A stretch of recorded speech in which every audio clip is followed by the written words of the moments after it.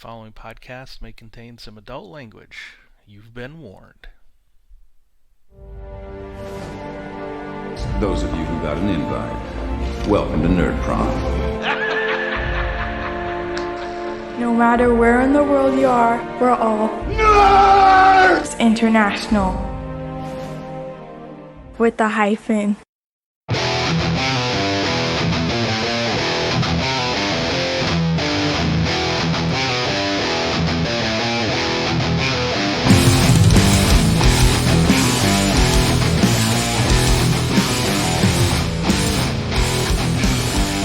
Welcome to Finding the Narrative, a Genesys RPG Podcast. This is a show dedicated to the Genesys role-playing system from Fantasy Flight Games, a show in which we, your hosts, discuss all things Genesys from both the player's and a GM's perspective.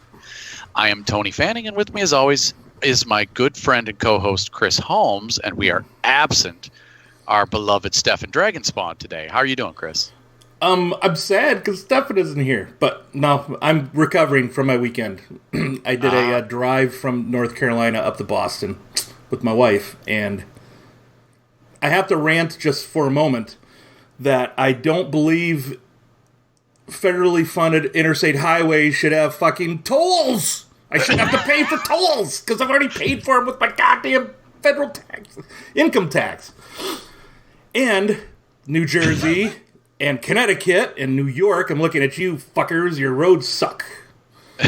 You gotta fix the roads if I'm paying for them, you bastards. Anyways, I'm doing good. I'm pretty excited about this show tonight, to be honest. Rant off. Rant off. We'll flip that off. How you doing, Tony? I'm doing pretty good. Had a decent day off. Took the day off today. I had blood work this morning, so we're recording on a Monday. It's not usual for us. We usually record on Sunday night, but it was a scheduling thing with yourself and your trip. So, you know, wasn't a bad deal, though. Got to spend it with the wife, so. Perfect. But today's show, we are going to be continuing our founder focus episodes, and we're going to be having a special guest. So why don't we just get right on over into that? Let's do it.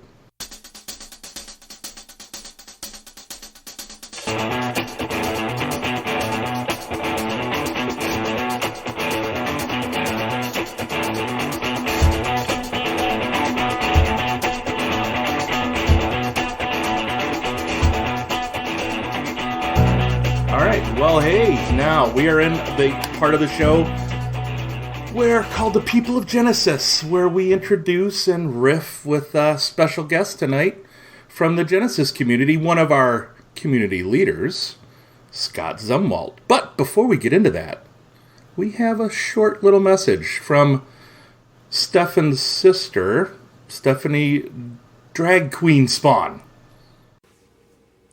Hello, my lovely Tony and my Unky Chris. Darlings, I miss you both. I'm so sorry that I have not been able to pop into your fabulous show. But Stefan, he never tells me when you will be recording. He is so mean to me, his big sister. But never mind that. I was still able to find out about this episode.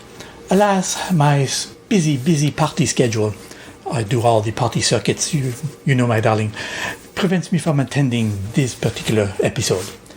But I was able to record a little something strange to introduce your guest. See what I did there, huh? He is responsible for such products as the Zszree Guide to Magic, something like that, the Expanded Fear Guidelines, and various character sheets, and so much more that is created for Genesys. So with no further ado, let's welcome the talented and passionate Scott Zumwalt. Have a great show, all of you. Scott, if Chris and Tony have not done a good job interviewing you, let me know and I will discipline them. Ciao, bye-bye, my darlings. I hug you and kiss you in naughty places. All right, so welcome, Scott. That was that. Yeah, that was interesting. I dearly love Stephanie. That's right. What a sassy old gal. Anyhow, So, Scott, let's get right into it. What would you like to tell us about yourself? Our first question that we always ask our guests is, who is Scott, or who is X? So, who is Scott Zumwalt? You have a lot of Scots on, huh? Okay. Well, yeah. Let's see. So, just a regular type dude, I guess. I mean, in relation to Genesys, so I run the Facebook group, the subreddit, the Discord server, the lesser-known MeWe group. So basically, if there's an online presence that isn't being directly controlled by Fantasy Flight Games, I'm the one running it. Sweet. So you don't do much. No, it's fine. I'm just the literal glue of this community. No, that's fine. Just kidding. Now, some people know you by another name. Drain Smith, right? That would be my Reddit username, or my username that happens to whatever need it. So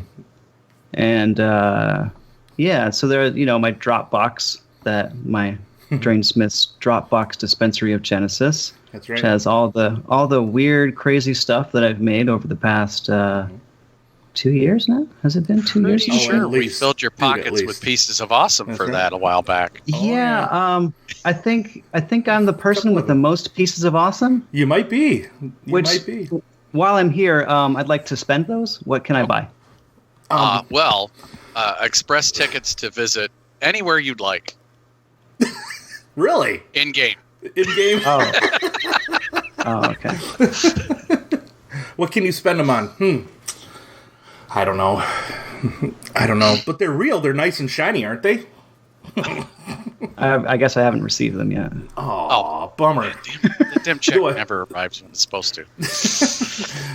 Though I do have to say, you had your site up there at one point. I think you said everything you need in Genesys, and we made a comment. I made a comment on the show. right. It doesn't have everything you need. Just right. one sentence, and all of a sudden, I think you sent us like an email or something. Go, hey, why don't you go check the Dropbox? And sure enough, Yeah, there's your lady in red. the lady in red. Well done, sir. I had to in person. Well, kind of in person. Say thank you. That was cool. Yeah. That was pretty fun. No problem. That was pretty good. No problem. So, Chris, why don't you Yeah. kick us off with the Let's- generic questions that we go through with most of our guests here? Sounds good. So, hey, what did you cut your RPG little baby teeth on? What'd you start with? So my very first RPG. Is that what we're asking? The first one actually be Vampire the Masquerade. Ooh, Oh, Yeah. that's cool. Um, Circa late 80s, early 90s? So it came out in late 90s. Let's see, but I was in high school in 93 to 97. Okay. And so that was the perfect time for most people to get into role playing, and that was the heyday of Vampire. It just happened to be the first one that came across me. Shortly after that, I played a bunch of Dungeons and Dragons, Advanced Dungeons and Dragons, second edition, and then it really got into Werewolf and Mage, and those were my really near and dear to my heart games. Nice. Which I played am for currently many years. running. I'm currently running Chris and Daryl and a bunch of my grognards through a werewolf campaign on every other Saturday night for the first time Chris is getting to play it. So that's played it. why we're chuckling. Yeah, it's pretty good, but Cool. I've kind of distanced myself from Werewolf itself. I mean, because it hasn't aged well. A lot of the White Wolf stuff. There's a lot of like sexism and racism stuff. The racism stuff, not so much. Like but they do have this weird kind of vibe to things that really hasn't aged well. Gotcha. Yeah, I can see that. I generally don't avoid a lot of the materials in the books and whatnot, and just do my own creations with it. Keep the systems. Yeah. Do that with Cool just about system. everything I run. So, Yeah. well, speaking of running things or playing, when did you begin playing or GMing Genesys / Star Wars? Which one did you begin with? Let's see. Yeah, I definitely played Star Wars first. Somebody, like a girlfriend of a friend, like ran it for us one time, and I was like, "This is amazing." Instantly fell in love with it, but I didn't get a chance to really play it again for a long time. I don't think I actually ran any Star Wars until after Genesys had come out. Oh, okay. Just a few years ago then. Yeah. Cool. But I started running Genesys probably a month after the book dropped, and ran it for a group, doing a modern horror setting, which eventually became Something Strange. Sweet. Nice. Which is what we're going to be talking to you about tonight. Yeah, yeah. Awesome. So, who or what inspired you to just start doing all of this writing and creating this? Are you a freelance writer? So I don't know if freelance is really the right word for it, because no company hires me to do this. I haven't done any stuff officially for FFG. It's just what I have on the Foundry. Cool. That's technically freelance writing. Technically, but no one said, "Hey, Scott, I want you to write this thing." Right? Make me 5 monsters for your modern horror setting or something. Yeah. Yeah. They're like, anybody, come throw your crap up there. We don't give a shit. Awesome. But yeah, the Foundry opening up got me really involved in this, and I was going to try to start angling to get an FFG freelance job, because I have become more acquainted with a lot of the people that are FFG freelancers, or were. We don't know if still are. Mm-hmm. Let's hope. And they're been given some advice on how to break into that world, and I was going to start doing that. And then it all just crumbled around us. So it's fine. Well, with that, do you have any advice for people who want to contribute to the community? And new setting, adventures. And stuff, yeah. Just make your stuff. Make it. Write it out. Even if it's just the worst thing ever, it doesn't matter. Just make things and put them out there. That's all you got to do. And they're gonna suck. If it's the first thing you make, it's gonna be terrible, and you just got to be okay with that. The only thing you got to do is listen to the critiques. The actual people that are giving you real feedback, not just "this sucks, I hate it, fuck you." It's well, I didn't like this part, but I think this other part is pretty good. So work with that and build on it and just try to get better. Cool. That's good. But putting it out there is really the biggest step you got to do. Yeah. Yeah, I'm still working on that. But we are. We're slow. So I have a follow-up with that, and that is because of, this is an added question that we've recently added because of all the recent news about Genesys. Do you have any advice for bewildered fans in this time about creating things for Genesys? I know you're still creating, even after we've gotten all the bad news of recently. Yeah. The Foundry shouldn't be going anywhere. So go ahead and just make something and put it up there, right? It don't matter. Just make it anyway. And even if the Foundry goes away, make your thing and put it out for free. Mm-hmm. Right? It's about creating. I like getting the few extra bucks, right? It helps me out. It's cool. It's a nice extra little thing. But I'm not doing it for the money. I've made $2,600 in the past 6 months. No, I can't. There's no supporting anything on that. That probably went a little further than our 50 pieces of awesome. Or 150 that we it buys real things from real people in the real world. Right. Yeah. And so this is one of our questions that one of our listeners always asks us, so we ended up just putting it into our standard questions. And this one is, have you done any world building, which you have, in Something Strange? And if so, any advice you would give to our listeners about world building and how you did it, or did you follow a formula or anything like that? One of the things that I do when I'm doing any kind of world building is this sound kind of stupid, but think globally, act locally. Okay. Right? Mm-hmm. So you've got an overarching idea about your whole world. You don't really want to talk about the whole world from the start. You can cover some of those things, but if you zoom in on a really specific area and flesh that out entirely. Get it all the details in this really small area, and then build out from there. That's cool. That's cool. Yeah, I like that. I like that idea. So, how often do you get the GM? I was doing it almost every week.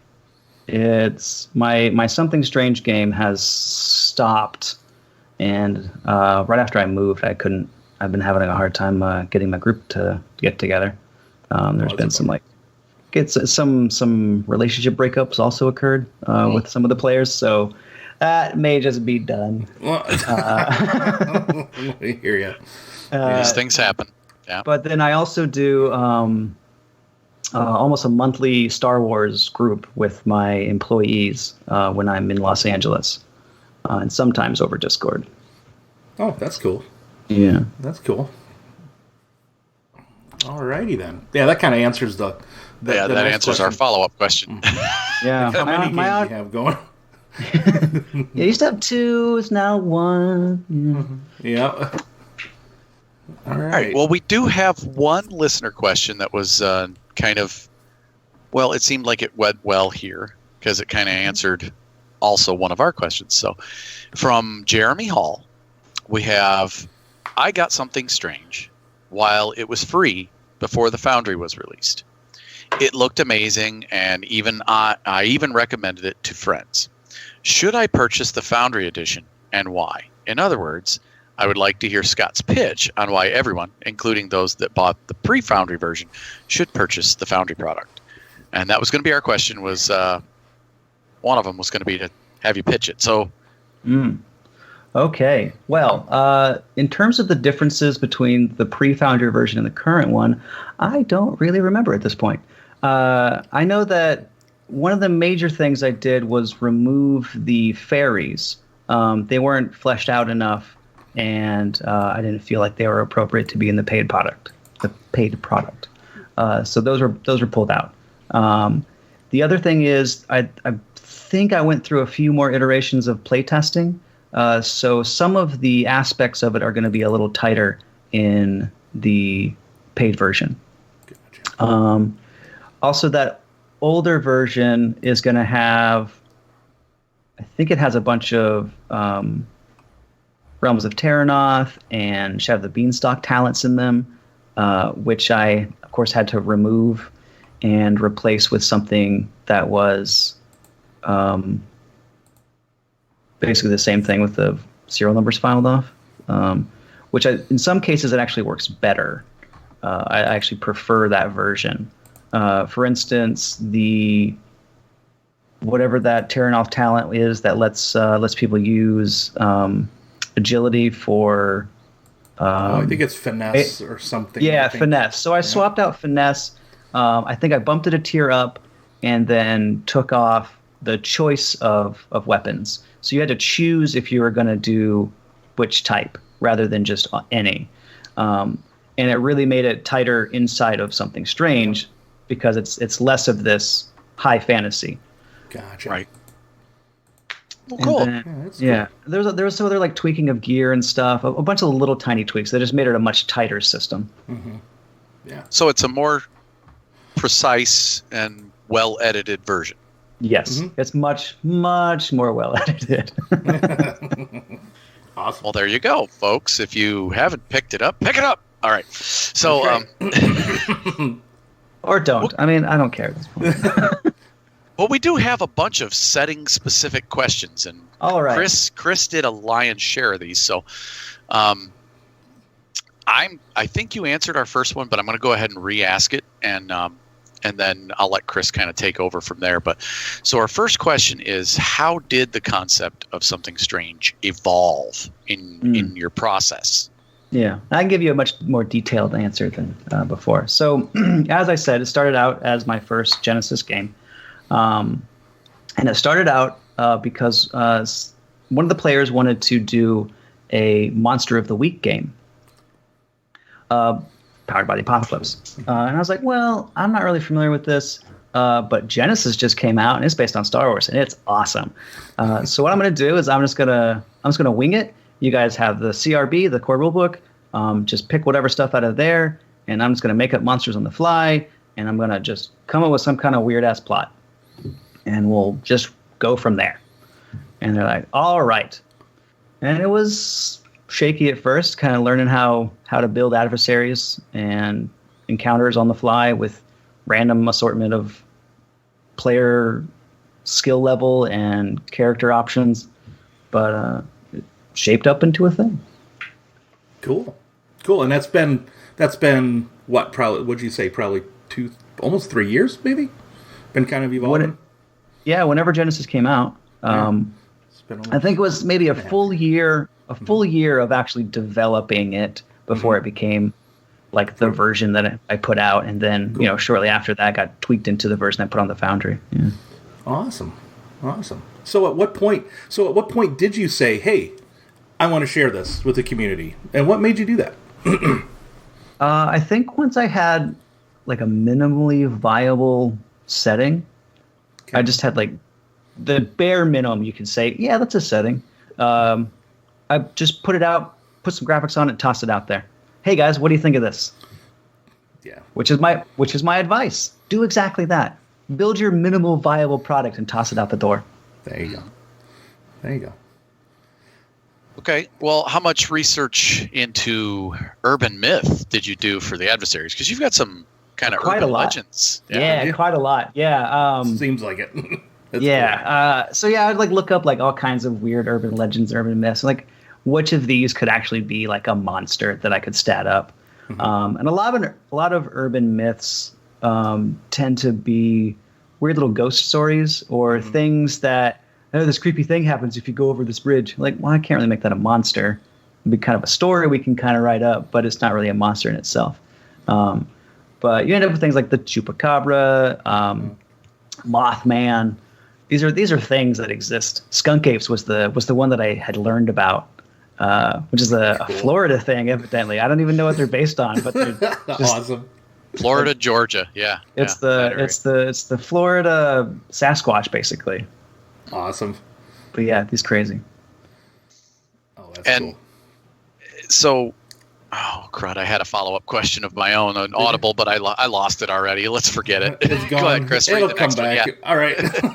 So the human archetypes that you've created, pretty useful in any human-centric setting, and they pretty much complement the ones that are in the core because you added, the 3 more stats that they're based on or characteristics that they're based on. And do you allow them in other games that you play? Like if you run Star Wars or anything else you do? Not if I ran Star Wars, because they have none of it really translates over. But if I were to run some other game, like just a regular modern game, then yeah, I would totally just use those. And I'm fully intended to. Should I make another setting that's in just humans? I was in the process of making a near future sci-fi setting, which part of it's in my Dropbox. You can kind of see the world building I did with that. And I think I only have it's not even minimally viable, but I have my setting in there. Yeah, you got the marrow on the bones, right? Yeah, right. Yeah, that's about it. And then so many things happen, and I haven't gotten back to get back. Understandable with all the moving and whatnot. I did remember my follow-up question. And what is that? That is, I'm sure our listeners are going to want to know this. Are you looking at adding more adversaries in the future? Oh, kind of, yes. Just the other night, I had a brilliant idea for another additional supplement for Something Strange to expand it a little bit. It's going to need more adversaries, so I'm going to probably put those in there. Nice. A while back, I had a vague idea of just doing an adversary add-on, just adversaries, a whole bunch of different monsters and stuff. But nah, I figured I'd actually put a bunch of things into it instead. Well, you could take a page right out of Keith Cappell's book and just do them one at a time. Yeah, I could just do a single adversary and really get its background in, a whole bunch of information about it.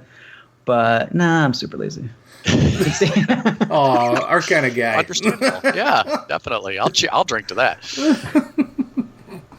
Right. So the next question.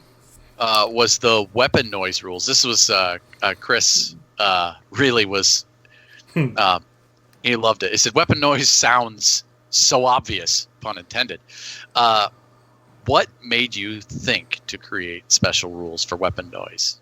So this was necessary because in a modern horror setting, you see so many people using primitive weapons along next to the modern weapons, right? So, like, in Buffy, you see so many people with like bows and whatever weird stuff, crossbows. So, like, why would someone choose to use that over a rifle? Right? They do less damage. Like, they're not nearly as deadly. There's a reason we don't use them anymore. So, in what reason would someone have that? Well, mainly because it's silent. So, there is no rules for making any kind of noise. So let's pop a noise rule in there, and then everything followed. Yeah. Your solution was elegant, by the way. Thank you. Pretty much. I try for the elegant solutions. Simple. Keep it simple, right? Yeah. So okay. Let's see. All right. So on page 13 of Something Strange, there is a talent called Dangerous Casting. Let me read it first. Okay. I'm not gonna remember. So it's a tier 1, incidental, not ranked. Your character may use this talent to reduce the difficulty of casting a spell by a number of purple dice, difficulty dice, up to their ranks in the appropriate knowledge skill for your magic used, minimum of easy. For each level of difficulty reduced in this manner, upgrade the difficulty of the check once. That's freaking awesome, especially for like a modern setting that magic is kind of scary. What made you? What inspired you to create that? That's pretty cool. Thank you. I needed more magic talents. So I had. There you go. I have this setting where I did a bunch of werewolf and a bunch of vampire talents, and all of the magic talents are in Tyranoth, and I was like, well, I can't use those, and they're a little too much, some of them. So what can I do? How can I mess with these dice? Let's mess with difficulties. Let's just let's see what we can do. And I think it works out well because sometimes if you're going up against an adversary, reducing the difficulty might be the same as unupgrading it, and then it gets re-upgraded. So sometimes reducing it is just going to put that purple right back in there, so it may not actually do anything. So tier 1 is really great for it because it wasn't always useful. Okay, but cool. It will also let you sometimes get those crazy effects off, but you're going to get some despair. Yeah. You got to push the envelope. We like despair. We like to spend it. As players, too, we like to spend it. So that's what I tell new people. You don't be afraid of those red dice. Embrace the failure. That's right. Awesome. All right, we've got fail painfully forward. So yes, absolutely. Next question evolves around sweep the leg talent on page 16. Which we love the name of that, by the way. I wonder why. That's a great Karate Kid moment there. Yeah. Any other Easter eggs like that in the book that you? Well, let's see. So my answer to this would be, if I point out the Easter eggs, then they wouldn't be Easter eggs anymore. You're right. Well, you could say they exist, though. I didn't ask what they were. But here's the thing. The real answer is I don't remember. No. You should just say yes, and now everybody's going to scour the document. It's entirely possible because I do shit like that all the time. There you go. Perfect. So it's not creativity. It's actually laziness. Right. Jeremy, by the way, the Easter eggs are in the pay-for version on the Genesys Foundry. So you got to get... True. There you go. That's true. I didn't have any many Easter eggs in the free one. There you go. There's your difference. There's another. You get the Easter eggs. You get all my terrible jokes. Perfect. No, I like to put jokes in the thing, so it just makes it easier. Yep. Right. There's nothing wrong with a pun here and there. Yeah, man. There's that... No, I'm going to disagree with you there. But. So let's see. So the werewolf talent on page 17 says I think it's the weakness to silver. If you use silver weapons, have their crit rating reduced to 1, which is wow. Of course, you're going against werewolves, right? Hitting them with silver. And they have a pierce value of 2 and vicious 2 against a character. Now, I can't remember whether there were any weapons that have pierce or vicious on them. Would you add 2 to the if there was already a pierce quality, or not? Or increase it by 2, or let's see. I'd say sure, fuck it, whatever. Okay. You're going against the werewolf, and you're probably going to die, so it doesn't really matter. There is that. Rule of cool. Crank it up. That's right. I'm all about that. So usually, how I rule most things is whatever. It's just a game. I mean, have some fun. Cool. If it's going to be way neater for you to have your pierce and vicious qualities increased rather than just being set to that, then fuck it, go for it. Cool. Have pierce 5 and vicious 5. Yeah. Sure. It's silver. Like it's already crazy. Exactly. I did the second half to this. I did notice in the adventure it was pierce 3, vicious 3. So I guess to go what you said, make it what you want. Wait, which where is this? I think in the adventure. Let me see. Oh, some of the adversaries will say that they So it says have been. Yeah, going against the adversaries, it might say pierce 3, vicious 3. Yeah, that's probably a typo because I had actually lowered those numbers after playtesting a little bit. Okay, cool. But against the adversaries, it's not a huge deal. Right. But you're the GM, so you do whatever you want with those numbers. Excellent. Alrighty. Okay. So next question. What made you create the bow hunter talent on page 18? This is the first time we've seen a non-combat skill used like this for a combat check. Very nice, by the way, but what brought that about? This was more of wanting bows to be more effective as to why someone would use a bow. And they may not end up with ranged heavy in their life, but they're going to use a bow, right, for their survival skill. This is real common in Texas, right? You got people, maybe they don't shoot a lot of rifles, but they shoot a bow and they go hunting with that bow, right? Yeah. So, or they dive out of the back of pickup trucks with a Bowie knife like my brother. But anyhow, that's beside the point. Skeeter does that. We're going to talk more about Skeeter later on. Oh, that's right. Yes, we will. I can't wait for your answers to Skeeter. Oh, man. All right, let's see. So do you have an additional dedication talent? Page 23. Yeah. Intended to take characteristics above... They have a soft cap. I read the rules. I'm like, well, wait a minute. Cap is 5, but is it really a hard cap? But it really isn't. It's a suggested you shouldn't take them over 5. Right. So, also dedication you can only apply one time to a particular characteristic. Right. Right.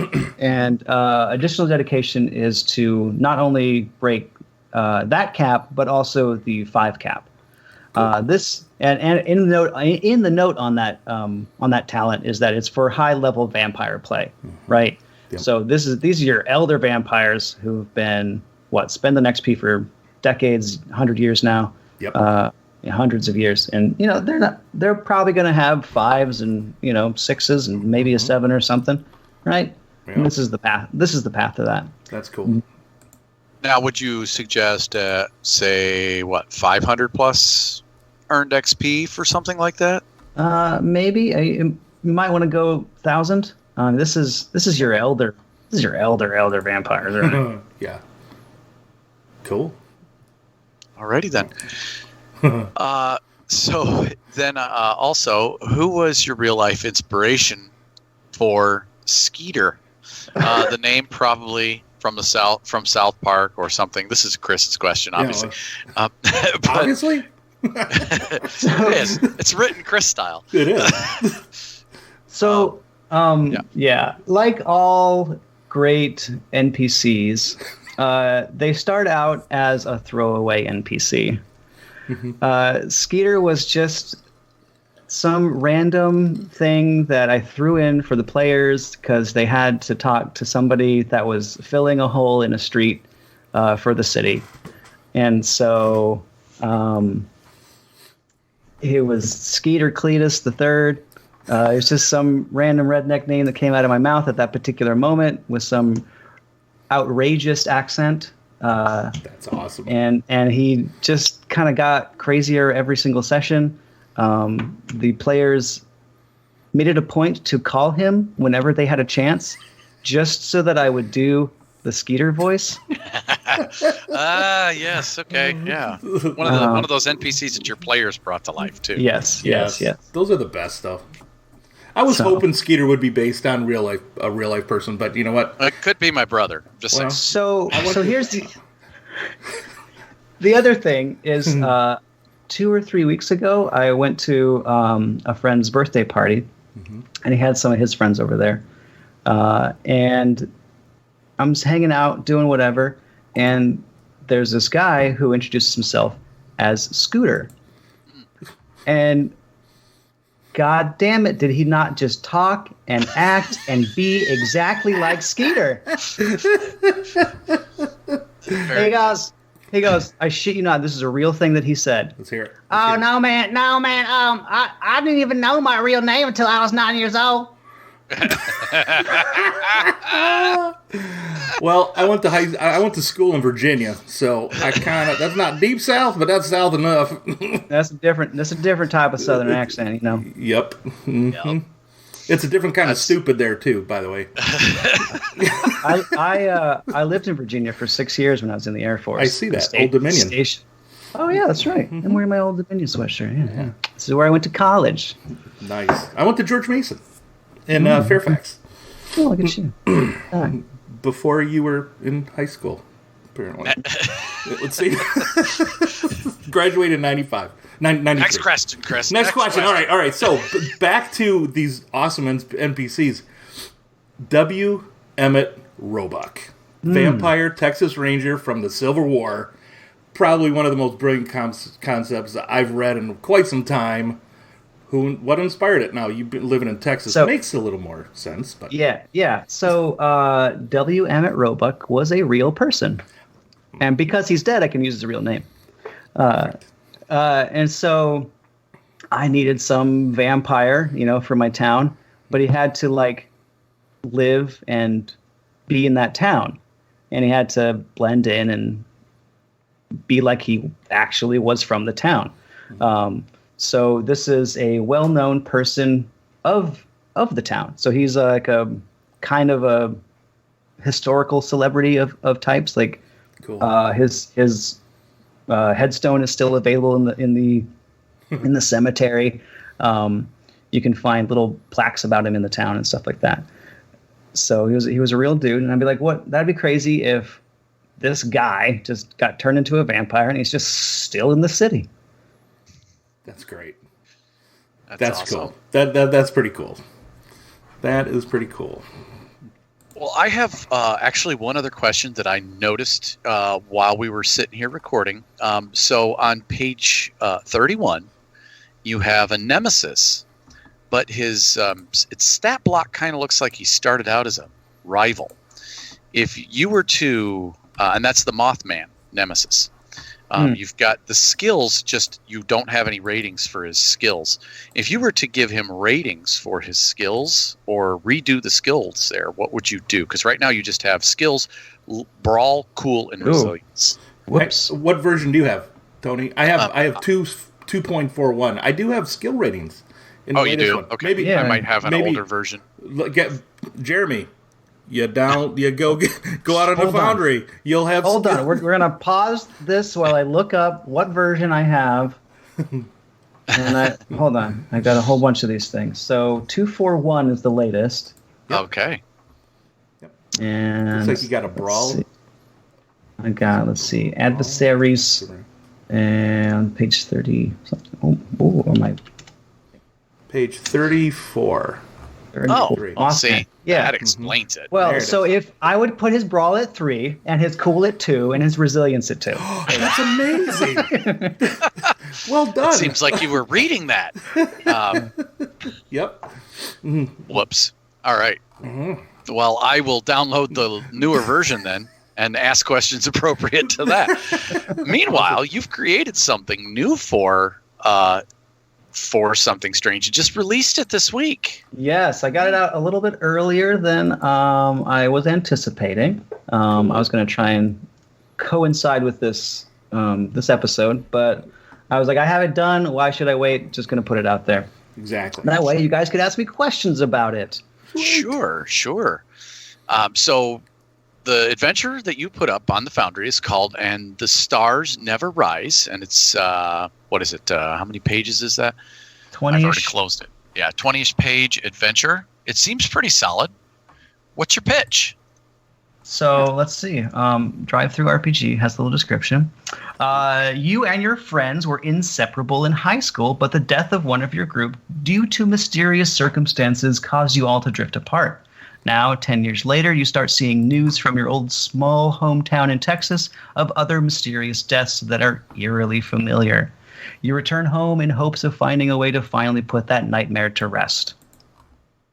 So this is the culmination of me running my game of Something Strange for the year and a half or whatever it fully ran for. Cool. This is basically the distillation of all the weird whatever missteps and fucked up shit that happened, that whole thing, and I turned it into a coherent plot with things that the players can actually do and a GM can actually run. Very nice. Well done. Yeah.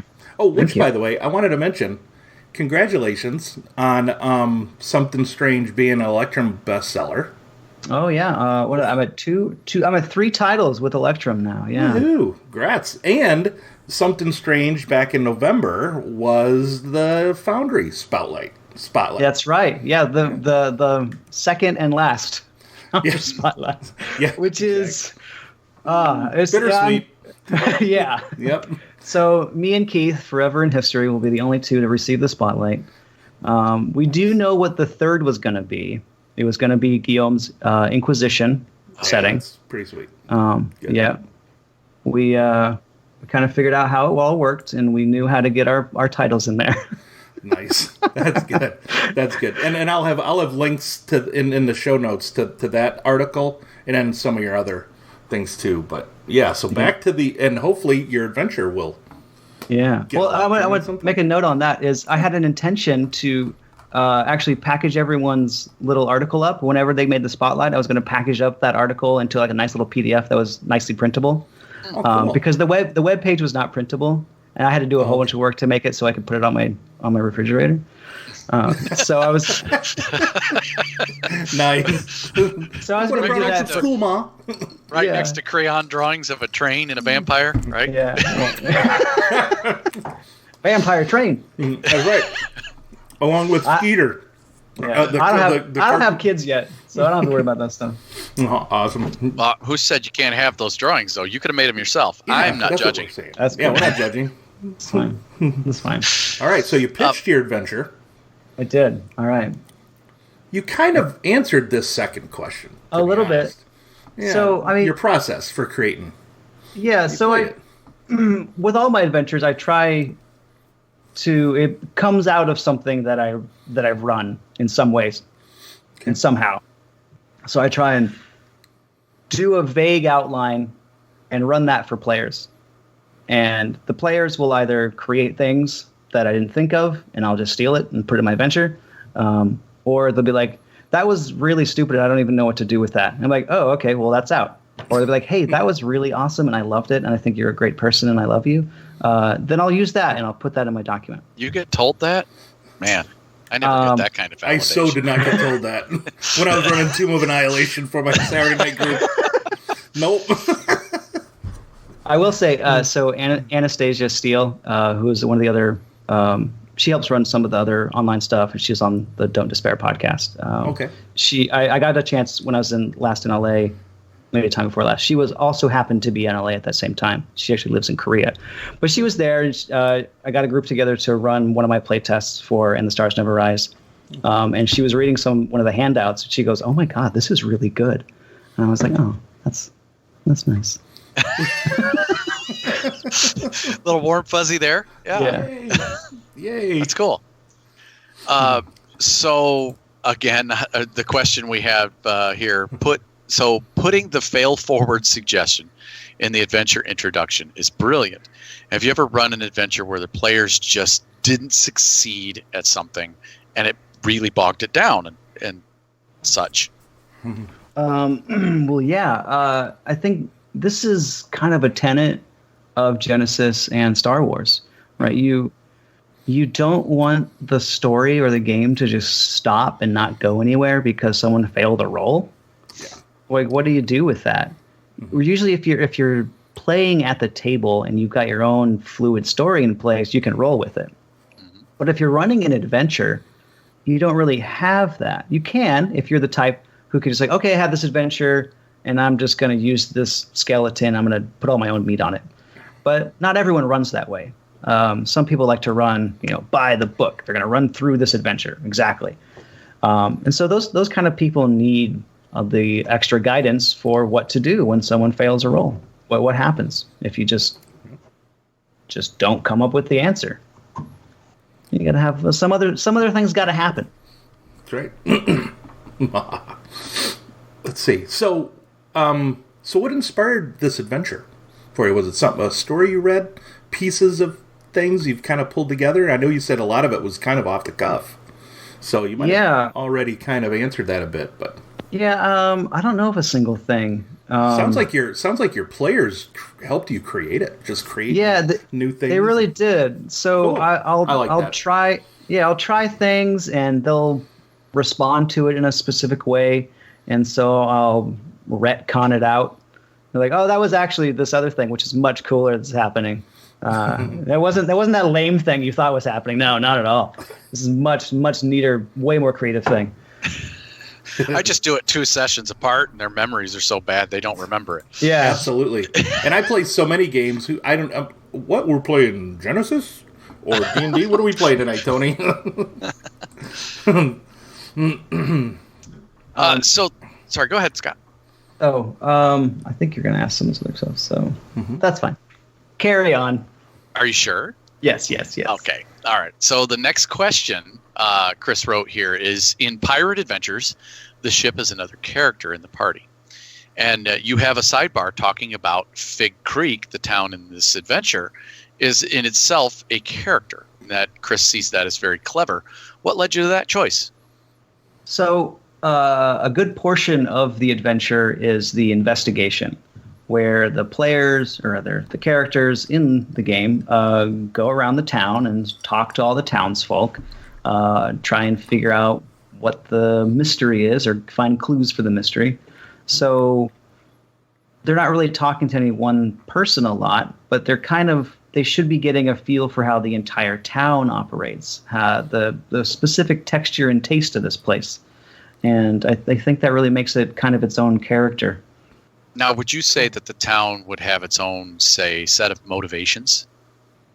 I've never thought of it that way, but that is really god dang interesting. I think I'm gonna steal that. No problem. And the reason this is a question that Chris asked me earlier. We were kind of mulling over it before we got on with you here, and one of the things I had said is this is an interesting approach because Stephen King, as a horror writer, has mentioned in many interviews that when he writes a small town, he gives it its own character. Yes. And gives it its own motivations, gives it its own the hopes and dreams of the town, so to speak. And very likely where I subconsciously got that idea.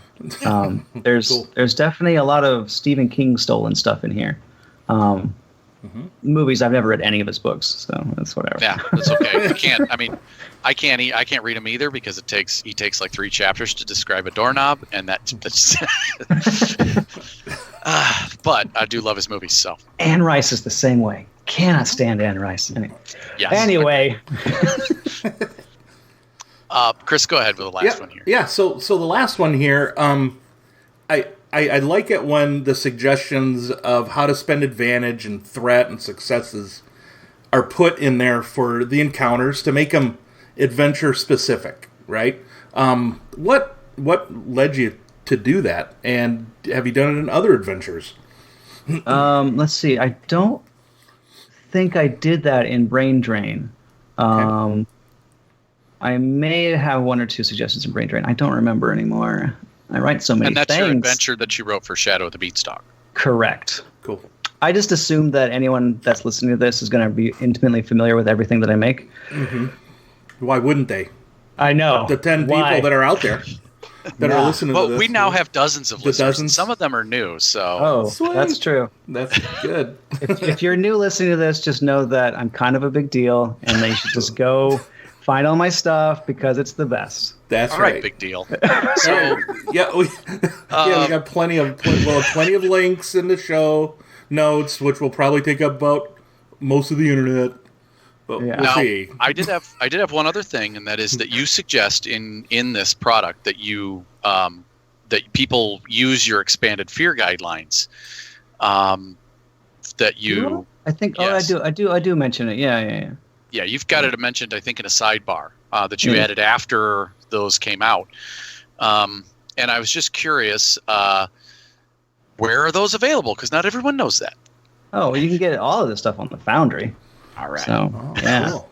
The Genesys Foundry on Drive-Thru-RPG. There we But go. to ask your question here about what led me to doing the Advantage and Threat and stuff, was that there's not, for new players, it can be hard to know what to do with Advantage and Threat. Mm-hmm.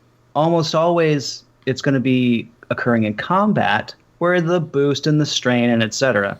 Mm-hmm. But in a narrative encounter, it can be a little more difficult to really get into that, to really know how to spend that, because most people are going to think in binary pass and fail.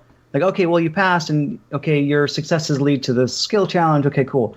I don't know what to do with this advantage or threat. This whole little encounter is really small, so there's not a whole lot of extra things that can happen for you here.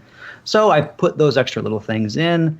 Some of them are narrative. Some of them have effect on the overall story.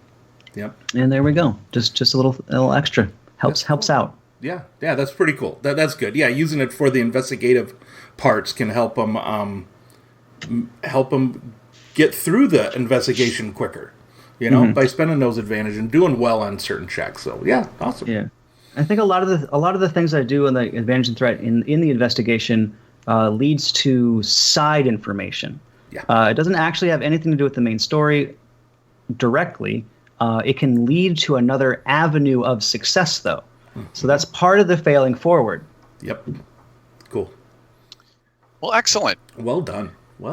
Thank you. And believe it or not, we have gotten through all of our plethora of questions. Oh, my goodness. Yes, so quick. So efficient. I know. Well, not really, but okay. But we do have another segment of the show where we go and we get to try some of this on.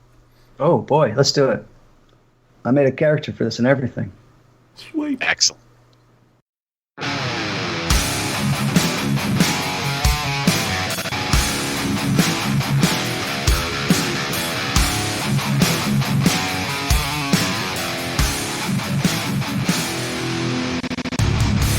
Welcome to Advantageous Threats. This is a section of our show where we build, roll, and adjudicate sample skill checks for our entertainment and possibly yours. In this show, we'll be doing a quick round or three or whatever in an encounter designed by one of us utilizing the rules and things from this product. So I'll be GMing. Chris and Scott have made some characters. Mm-hmm. So I will let you guys introduce your characters first before I bring up the little summary here. So let's start with Scott. Who are you playing? Let's see. I am playing Rupert Jones, a Harvard Law dropout. He will tell you that he dropped out of Harvard Law because he got accepted to Magician College. But in truth, he got kicked out for different reasons. And then incidentally got accepted to Magician College. All right. Nice. Well, his buddy, Nick Remington, is still a law student at Harvard. Not really sure why Rupert isn't there. Think he got kicked out. I know he told him he's accepted to Magician College. So I'm like, Well, that's cool. Yeah. So that's who we're playing. Couple of smart asses, probably. All right.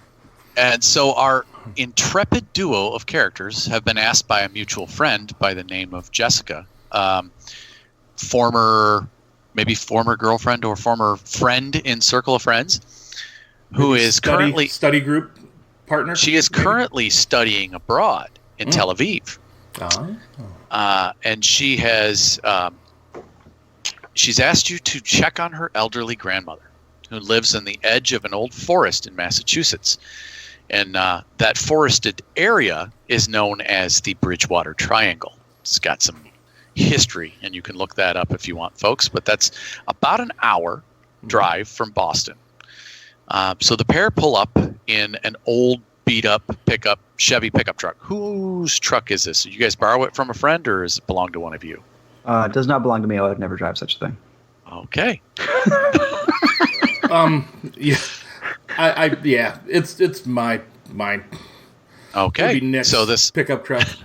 Nick is the kind of guy that would let you throw up in his pickup truck if you need to. Gotcha. Just in case. It's fraternity parties and all that.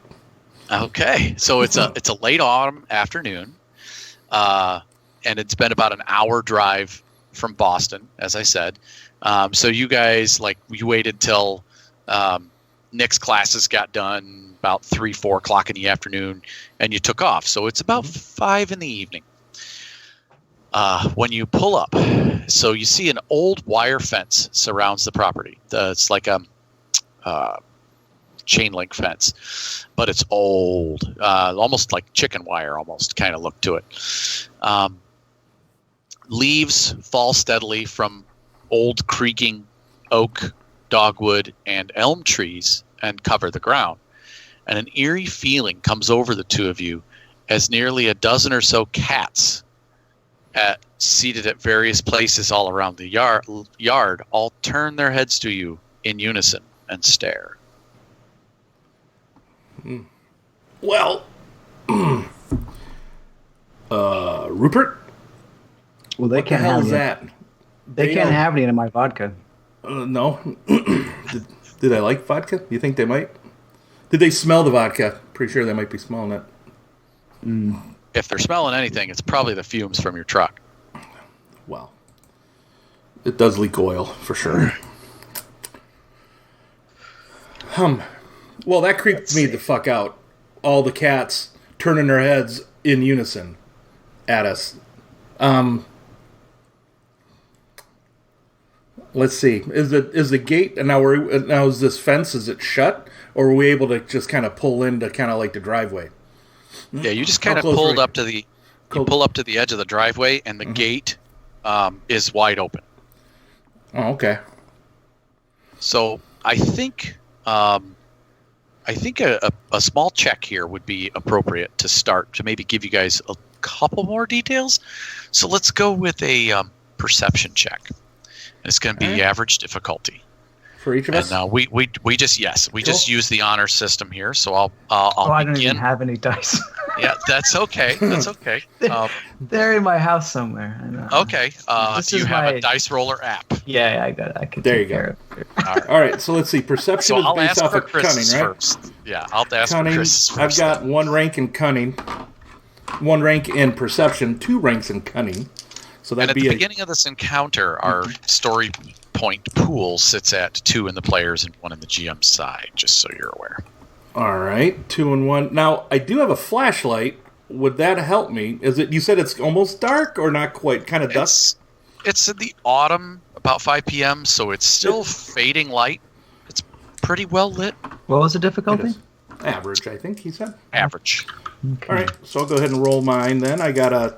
Did you want any black for the darkness or no? Okay. No, you got your headlights on still. Oh, there also. we go. All right. Well, I got 1 success, but the 1 threat makes sense because the fucking cats creep me out. Okay. All right. I got 2 success and 2 threat. Ooh. All right. So the 1 threat for you, yes, you're eerily creeped out, and so you're next check is also going to get a setback die, no matter what it is, All right, because you're just eyeing the cats. Mm-hmm. And Scott, with your single or your 2 threat, I'm going to give you a setback die on any occult or magic checks that you may be running. Right. Because this just seems like a powerful place to you. Kind of has that feel. Something's wrong here. Yeah. Now, because you guys succeeded at the check, additionally, you will see 2 vehicles parked alongside the house. One partially covered in a tarp. And it's an old Cadillac. And it's, like I said, partially covered in a tarp. It looks like one of those that it's a really nice caddy that gets covered because of the leaves and because of the rain. They have a weather cover for it. Okay. And it's on that side of the house is a carpool, like a lean-to for cars to park under. I can't with that. An awning. Yeah. And then parked right behind it, but not under the awning, is a local a car with a local business logo on the side, and it says Larry's Exterminators, and it's a car. This is behind everything? Yeah, this is beside the house. Uh-huh. And that car is parked behind the in front of, to you, when you're looking at it, in front of the Cadillac, from your direction. So it's blocked in. Yeah, the Cadillac is blocked in. Oh, okay. So this car is parked, like I said, from your point of view, it's parked behind, but it's parking in front of. Massachusetts license plates and stuff. Massachusetts license plate. Bummer. Didn't buy a computer, car, but I might have a cell phone. Can I look up the license plate number? Do you want to make a computers check with your cell phone to see if you can do that? Why not? Okay. Let's do it. So you're going to have 1 automatic setback die because you're just constantly looking away from your phone to those cats. Yep. Yeah. So setback die here. Who've all seen now that you've pulled up and have been sitting there for a minute. Several of them have turned away to doing whatever they were doing, like playing with their own tail or cleaning themselves, or just close their eyes, staring at you. Close their eyes, still staring. So on and so forth. Okay then.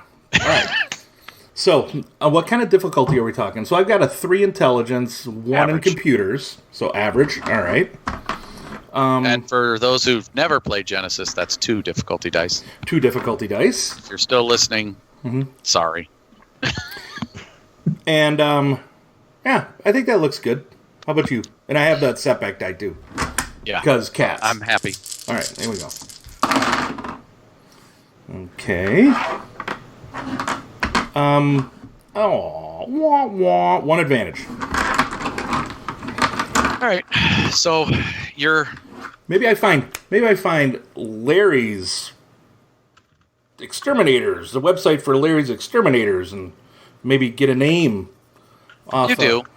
And you see that his like there's a couple of pictures of his business and the people that are in his business. And one of the pictures is of a young man, probably early 20s, who's standing in front of a PT Cruiser, a car that looks like the one here in the yard. Okay. Is there a name? Nope. It's just like a employees. All right. Could be them. You don't know. There's no names of the people. Just Larry's provides quality extermination for your rodent and other pest problems. Please call for a consultation today. Our quality staff will visit you personally, and blah, blah, blah. Nice. There can't possibly be a rodent problem in his house. Because all the cats. Right. Well, I think I'll put my brass knuckles in my pocket. Okay. So paranoid. Well, it's an old lady. It probably You gonna beat up the old lady? Well, look at this guy. I show you the picture of the guy. Dude, he looks like he can handle himself. I mean, I He's can a take scrawny kid. He's a scrawny kid? He's a scrawny kid in his mid-20s. All right. Well, maybe not then. All right. Well, I guess we go up. I'll get out my flashlight. We go up to the front door, and Okay. So you get up on this porch, and the Yep. first thing you see is the couple of the cats scurry out of your way as you start Okay. walking that direction. One of them laying on the railing, just laying there cleaning itself, doesn't even pay attention to you, like you don't even exist, silly human. nice. And as you approach, there's 4 short steps onto this porch, and as you step, the wood creaks, and you see off that you couldn't see from where you pulled in, off to the side on the left-hand side of the porch from you is this huge, intricate spider web. And all over in the spider web are insects galore. So it's a psycho spider. It's not really hungry. It's No, just no, like, There could be desiccated corpses of insects. This is cursory glance. yeah, So- yeah. And then you see that the door is a wooden door and it's closed. There's a screen door that's it looks like it doesn't close all the way. Okay. It's just sitting open. And there's a small cat door into the Perfect. house that is there. All right. And Well, that's what you see thus Dude, I'd far. so be worried if I were you. You're the mage, man. All these cats, like mage familiars, they can totally scratch you in the face and kill you. yeah, that's not how it works. I'll pull the screen door open and knock on the wood door. Okay. You wait a moment. There's no response. No response. Is there a window? There's a couple windows. There's one on the left and one on the right-hand side of the door. I'll look in the one on the left. And a bunch of lacy curtains. All right. Well, we're here to check on this lady, right? Yeah, we're here. That gives us. I mean, you're the law student. Well, Do we have? we have probable cause to enter the place. Well, we're not because- cops. Right. So it doesn't matter. Right? I'd say we can't get charged for trespassing. We were told Right. by her. Did she You were email called- us? You were called this morning by Jessica, who's worried. Her grandmother has not answered the phone, Okay. and they always talk every couple Every of day. days. Yeah. And she has not spoken to her grandmother in 2 days. Okay. And she told you guys that to pay a visit to her grandmother and just take a See look if you around can- the place and see if Okay. she's maybe fallen and hurt herself or something. Was the door Okay. open? Well, I'm gonna try the doorknob. It is unlocked. Okay. Let's slowly just kind of push that door open. Hello. It Hello, sticks. It sticks a bit. I'll take out the and- flashlight. Mrs. as- Whatever your name is. We'll call her Mrs. Arbogast. Mrs. Arbogast. We're friends of your granddaughter's. Whose name? I don't remember. Jessica. You just said it. Jessica. We're friends with Jessica. Okay. Perception check, please.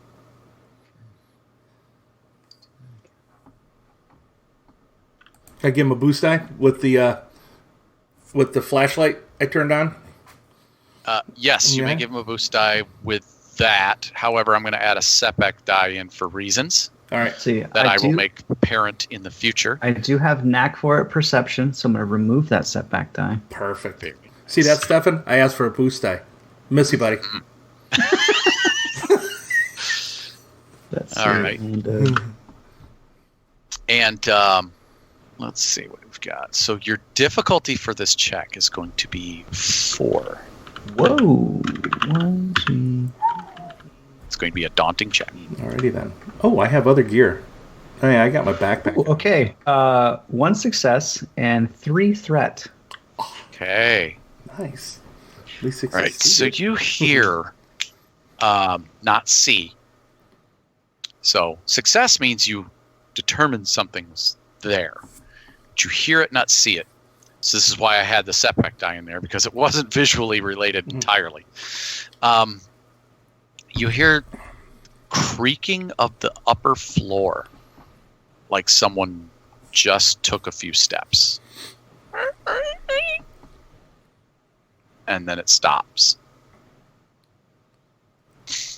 Now your threat, I'm going to take that and grant a pair of boost dice to the next enemy to make a skill check. Oh, so there are enemies. Maybe. The next non-player character. Non-player character. Sorry, the next adversary. That's what they're called. Yep. Next adversary to make a check. Okay. Hey, Nick. So someone's in the house, Really? but it seems like they're trying not to be heard. So When we were approaching, was there window? So 2 stories. There a Two-story window house. up front. Now is this Yep. this porch? So there was a covering over the porch, so maybe potentially can hop out, run off the edge of the porch It's possible. into their car. Okay. Well, Now, when you pulled up, all of the windows that you could see all had the same kind of lacy curtains Okay. drawn over them, so you couldn't see anything inside the house. all right. Well, I'm gonna pull out my gun. Whoa. hey, Hey, whoa, let's- investigators start with gun. Hey, we're not cops, but you know what? I need to protect myself. all This right, person is not supposed to be here. It's probably still just an old lady. Probably. It's just maybe she's not trying. Maybe she's just barely moving up there. But don't just shoot anything you see. I won't. That's all I'm gonna say. All right. You got to have a gun. Fine. That's your constitutional right to defend yourself against people weaker than you. That's it's right. Fine. It sure is. So I'm gonna head. I'm heading upstairs. Okay, well, you step into the room, because right Yes. now it's just him opening the door. And Yeah. Oh, you guys Okay. kinda leaning So hold in. on. So I'm gonna push the door the rest of the way open, and we're gonna Okay. slowly go in there and take better stock of what's going on. All right, so immediately, as soon as you open the door, 2 cats just and they scurry past you super fast, and you see where they were coming from. A pair of tennis shoes attached to a pair of feet sticking out from behind a couch. Legs, like someone laying on the ground. And they go running by. These cats go running by you, and both of you like jump for just half a second. Oh. Uh-oh. And they run out the door, and then it hits you. There's a smell. It's kind of iron smell to this room. Okay. No, it's fine. Everything's fine. Calm down, Nick. Calm down. It's fine. I need to put a bullet in a cat. So Please don't these shoot any feet. cats. So these feet are like somebody laying Tennis shoes, down blue jeans, someone laying on the floor. Yeah, or Behind sorry, the nice couch. slacks. behind Not the blue couch. jeans. All right. Well, I'm Hey, gonna. excuse me. Hello. Hello. I'll move in. there? I'll move in kind of to the side, kind of shining the flashlight around because it's probably dark in here, right? There's no lights. Is there a light switch on the wall? There's lamps. There's Are they old-looking lamps with lacy frill all around them. Pictures all over Are the they- walls. are they- Picture your grandmother's house. Yeah, I this hear is you. it. Yeah. So there's dolls and stuff on the ground. Oh you yeah. know, Oh yeah. creepy dolls. Old furniture from the 60s, that yep. kind of thing. Light switch? No light switches, just lamps. Just lamps? Are they on? No. No. No. Okay. I'll go kind of along the side to kind of get a view of the person who might be sleeping. Okay. We hope. Ah, smells. Ah, is that death? Oh, gosh. Yeah, it kind of stinks. It has a rotting smell as you get closer. And you shine your flashlight over there, Yeah. and you see they're laying on their stomach, but their Yeah. head is facing you. Is it an old lady? No. It's Is a it- young man in a nice polo shirt with the Larry's Exterminators logo on it. And I then don't at- think his at- neck should. Okay, so Go that way. now is the fine time to have your gun out. Perfect. and you notice that he's got little marks all around his face All right. where Cat's he's reading been you. chewed upon. Yes. And that iron smell you kind of smell was the blood from. It's kind of congealed around his head a little bit. It probably post-mortem bleeding. Not a lot there, just a small puddle. So I'm gonna shout. So whoever's upstairs, you killed this guy. It's fine. We're just looking for an old lady. Just tell us if she's dead or not. We'll go. That's right. Or if it's you, Jessica's grandmother, your granddaughter called. She wants to know how you're doing. Just call her back, please. Yeah. That's all. Call her back. No response. No response, huh? Oh god, we have to go upstairs now. I think so. Okay. All right. I'll lead the way. Yeah, sure. I'll go. All right, so you start to walk up the stairs. At this point, I need the two of you to make a discipline check, because as you walk up the stairs, I assume you're going to shine the flashlight up there? Oh, yeah. All right. That's willpower, right? Yes, let's go. So willpower plus discipline. Difficulty is going to be... Don't have anything in that. This is a fear check, obviously. Difficulty is going to be hard. That's 3 purple. However, this thing, particularly for you, Chris, Scott, because you were unsettled earlier, this is where I'm going to impose, instead of boost dice to the next NPC check, I'm going to take those and throw 2 setback dice onto your check. Okay. Because this is something that you're not going to like seeing. Well, I'm ready for anything. Okay. So I'm going to use my once per session out of turn incidental and move one of those story points from your pool to our pool. Okay, so they're all on your side. Okay. And I can't spend any for you guys have to have on the fear check. You haven't spent any. All right. Alrighty then. All right. I'm going to spend hard one. check. I'm going to spend one check. All right, so it's back on my side. I'll spend one on mine. Tony, you can't do anything to mine, can you? No, I cannot. Right. Go ahead and roll yours first, Chris. I will. You may be able to pass boost dice to Scott because you were the first one going up. No, I'm so not gonna be able to pass some boost dice.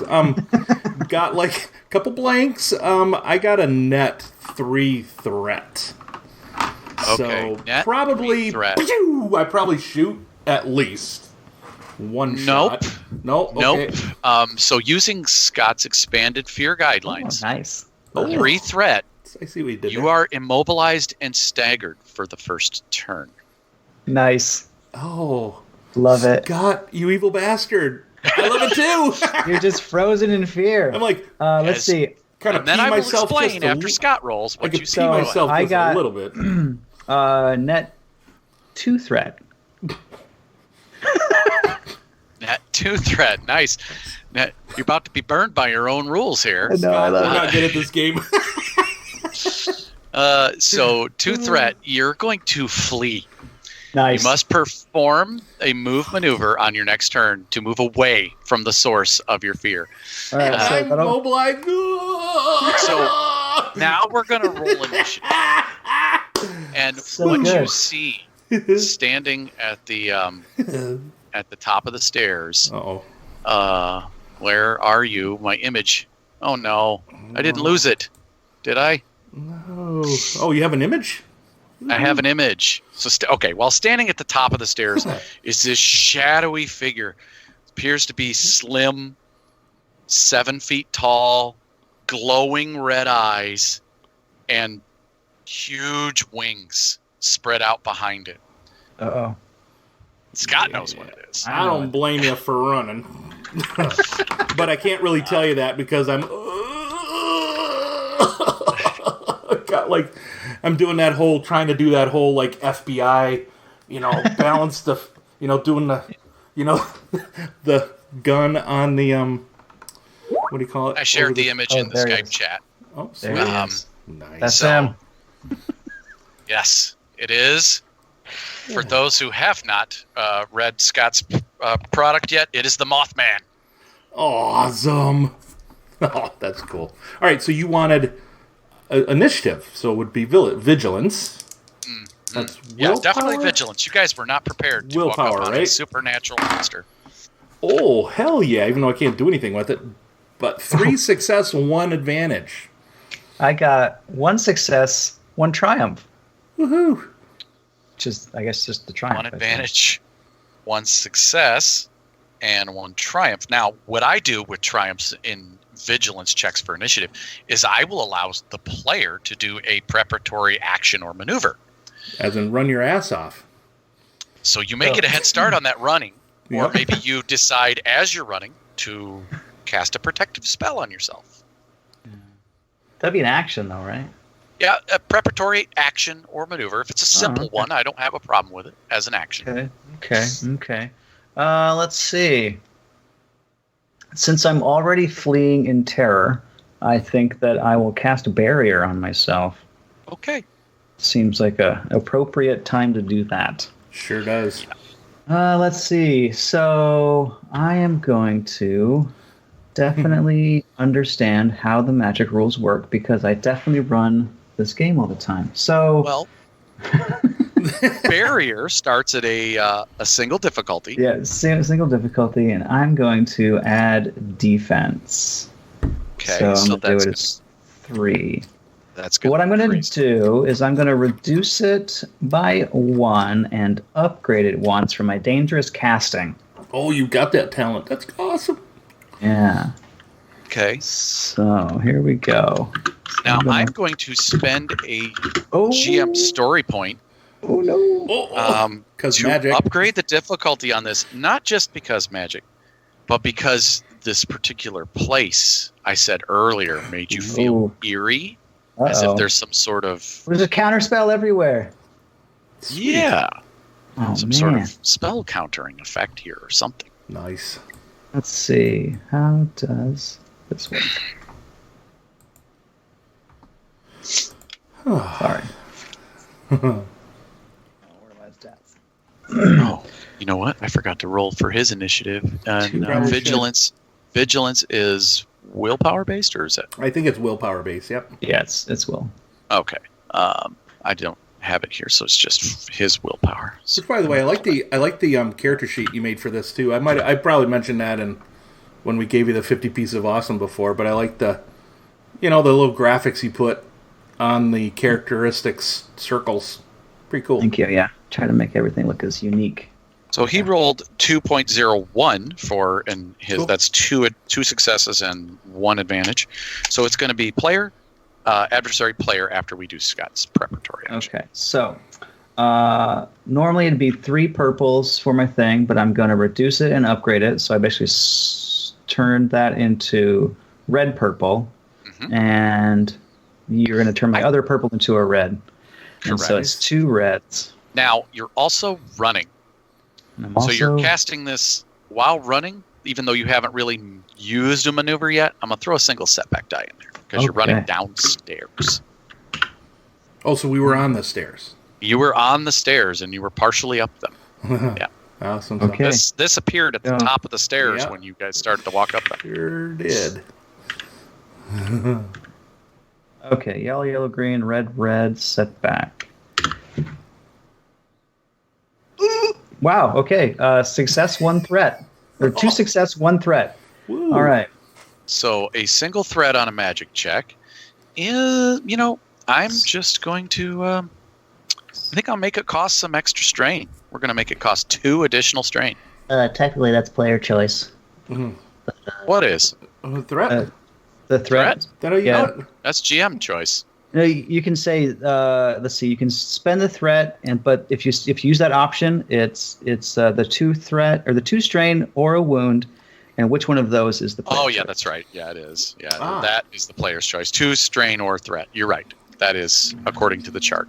It's been a long time since I've looked at it. I use it a lot against my players, so Cool. that's why I know that one. All righty. Awesome. But yeah, so that's 4 strain total for that particular casting. But that will give me an active barrier where I have a range and melee defense of 1 equal to my knowledge.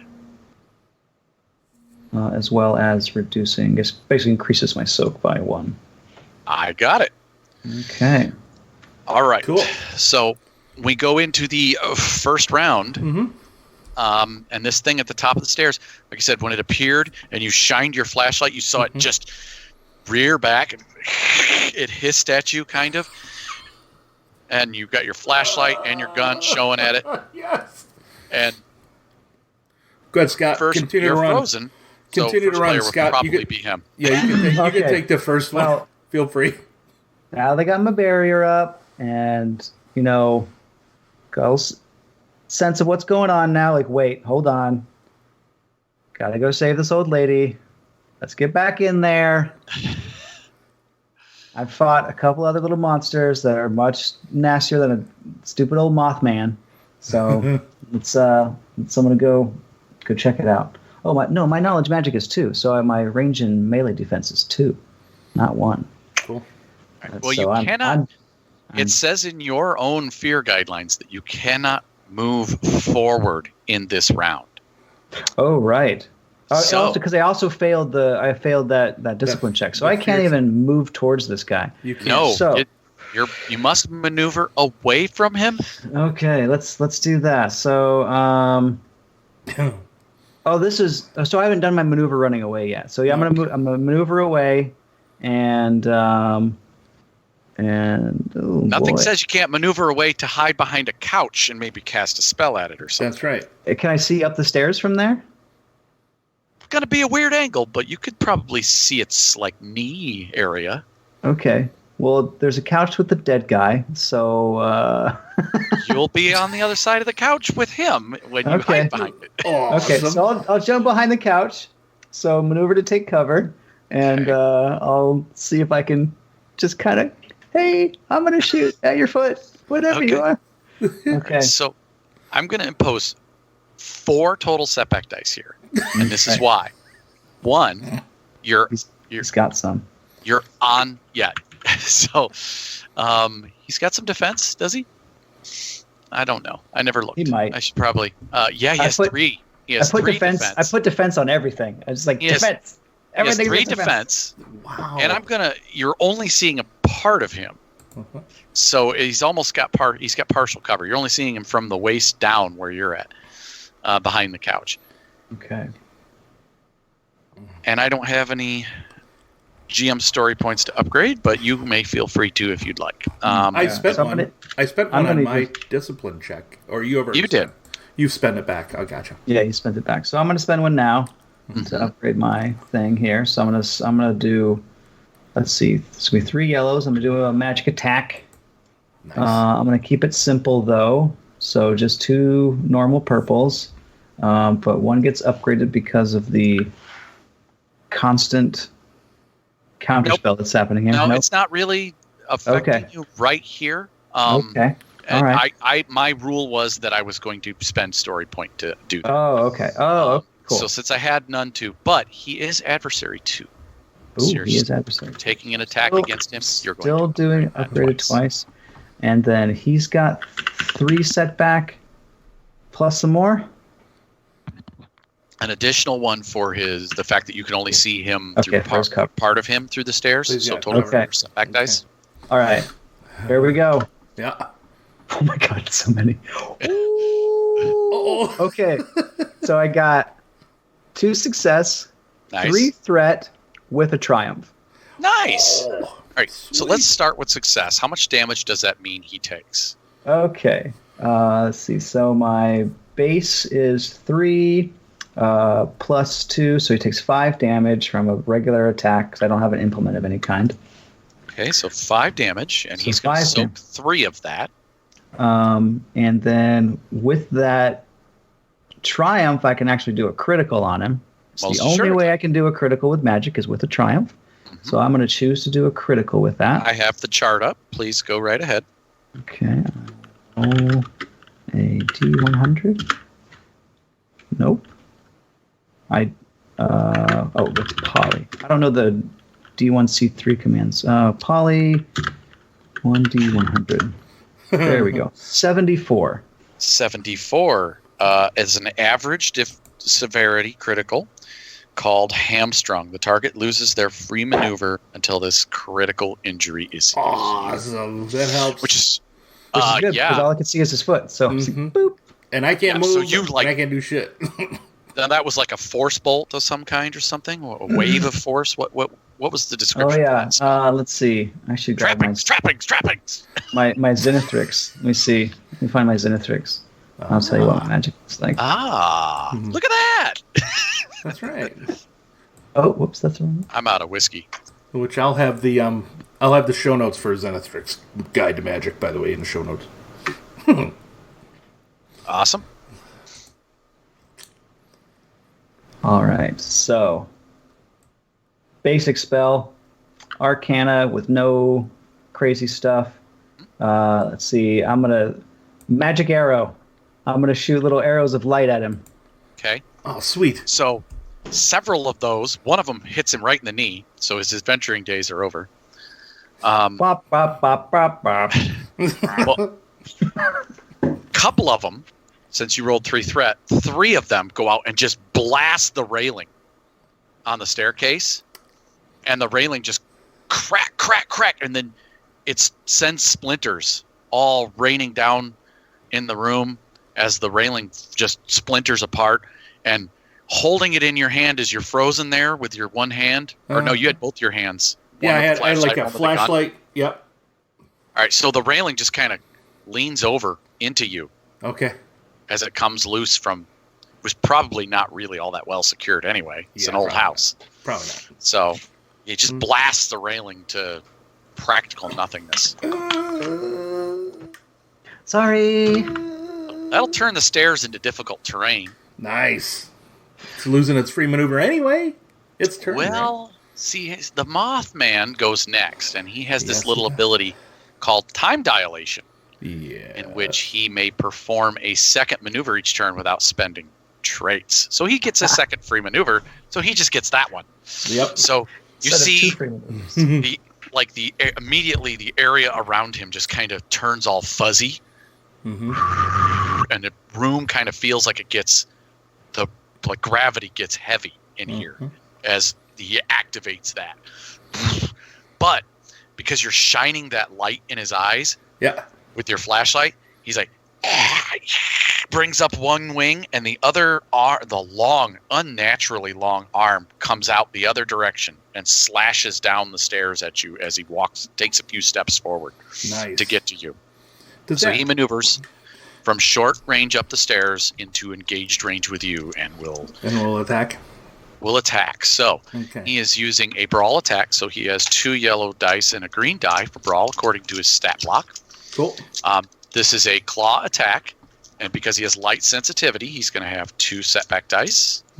I need a couple purples. Can I since the railing you said is leaning into me, do I get like maybe a setback die? Could you give him a setback die for that? For cover? Get some For cover. kind of a little bit of Partial cover? Yeah. That'd be generous, I suppose.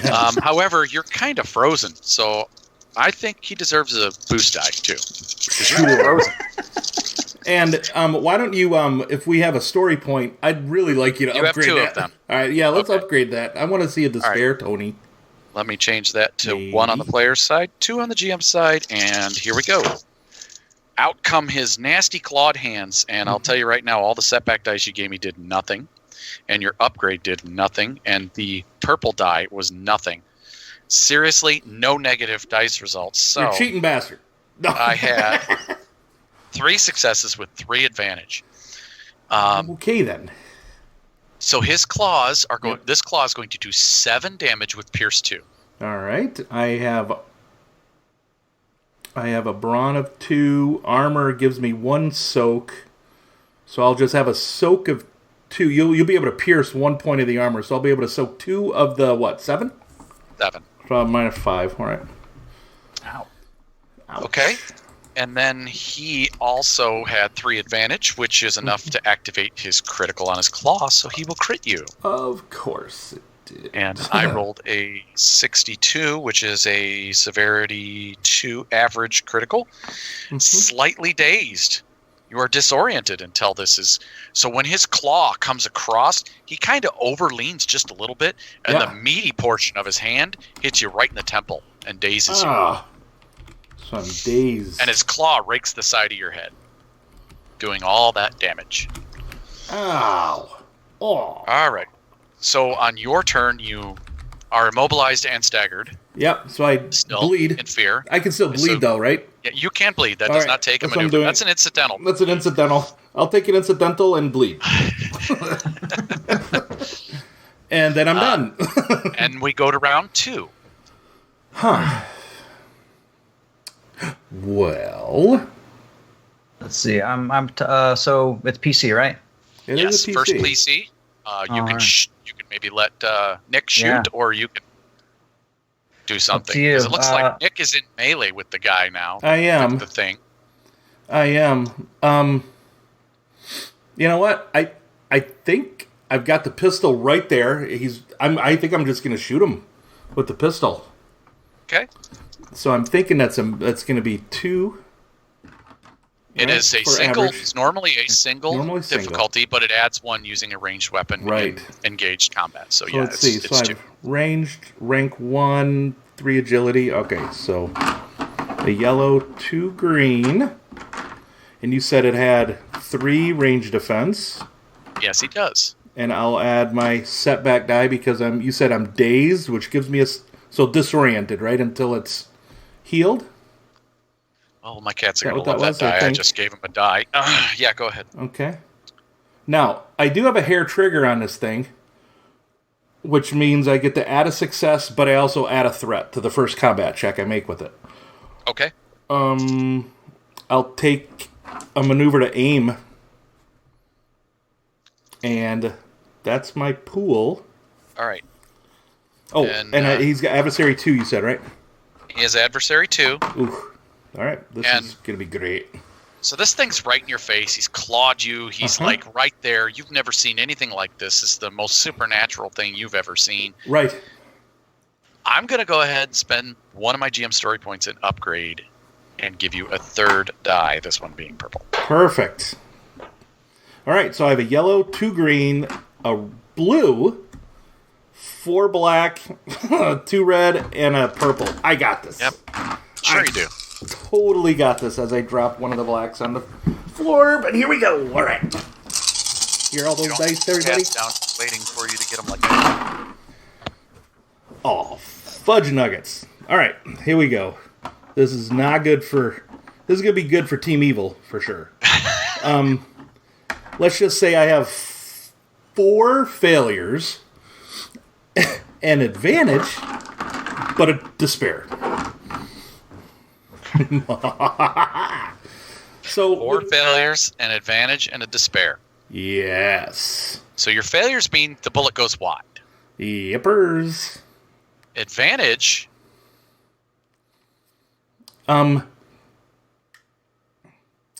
You want the despair first to give you an idea what you want to do with it? Yeah, why not? Okay. Maybe I could... Yeah. You lose your footing on the stairs and you're going to fall and take a level of falling damage. All right. Because you fall right over where the railing would be. You kind of leaned into it a little bit. That's true. Not knowing you're being disoriented. You leaned into it, think you could brace yourself against it to get that shot off, and all of a sudden it just cracks the rest away and falls off, and you fall off with it. So you're going to take a level of falling damage, which is going to be 5 wounds and 5 strain. Well, I'm wondering if I could use an advantage to maybe have the recliner was right there that I fall on, breaks my fall a little bit. Maybe I take 2 less on each of those for an advantage. Sure, 3 advantage. I don't mind that. 3 and 3. So 3 All and 3. Yep. All right, but I'm on my ass.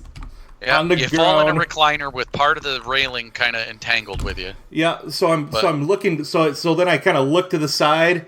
I don't think that's Grandma. I don't know if she's up there. Ouch! And then it's its turn, I guess. Okay.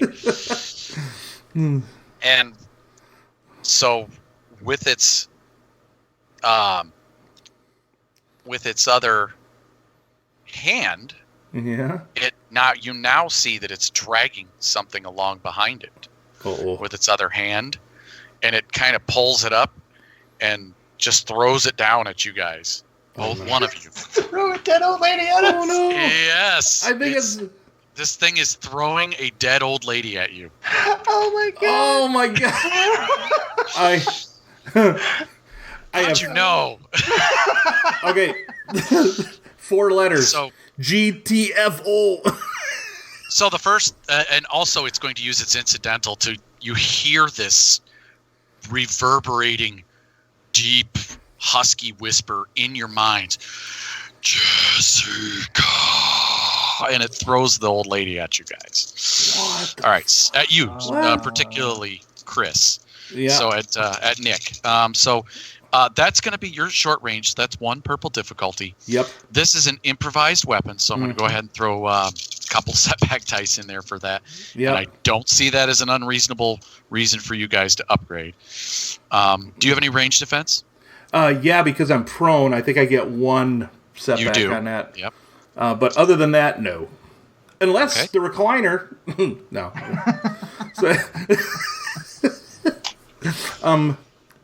No, that's it. So, for improvised weapon, it's a brawl check, but I think this is more agility kind of throwing it. So, should I use agility for this instead of brawn? Or, so it's just lifting a body, brawn? Well, I'm thinking it's probably brawn. I think it's probably brawn. Yeah. All right, we got it. All Could right, be so a right range now, light with brawn, maybe. And did you say you were going to spend a story point to upgrade? I can't recall if you said that. No, I didn't. Go ahead. Go ahead. Go ahead. Yep, Okay. go ahead. Looks good to me, Tony. All right, so wow, failure. I have 4 failures, which cancel out all my successes, so just 2 advantage. Nice. That's what you get for throwing a grandma at me. You mollywopping me with a grandma. Come on. So he misses you with her, but the sight of her mangled body coming at you is just going to unnerve you. So my 3 net advantage, I'm going to impose a setback die to the next player to roll, and a setback die specifically to Nick. Okay, perfect. Okay. I know I could see like because the unnerving sight of dead mangled granny flying through the air. All right, well, so not now to mention this thing yelling Jessica while he's doing it too. Jeez, that freaks us out too. Yeah. Yeah. Rupert's turn. Okay. Let's see here. The first thing I want to do is leave. Well, you heard Ned say GTFO, get the fuck out. Gonna Sir Robin the shit out of it. Bravely run away. Yeah. So So we now know the state of Jessica's grandmother. We can accurately report on that. We weren't asked to do anything else here. Certainly not asked to kill any monsters or Mothmen. Correct. So, let's see. I have not actually been hurt yet, though, but I am getting low on strain. So I'm gonna see what we can do here. All right. Okay. We're not in horrible danger yet, so I'm gonna press it. You know, I'm not unused to weird things. You have 1 more round before I leave this in a cliffhanger, or you guys get away, one or the other. Okay, so I'm just gonna roll some dice here. I'm gonna hurl some more arrows at it. Nice. Actually, can I do? I'm gonna try and do a little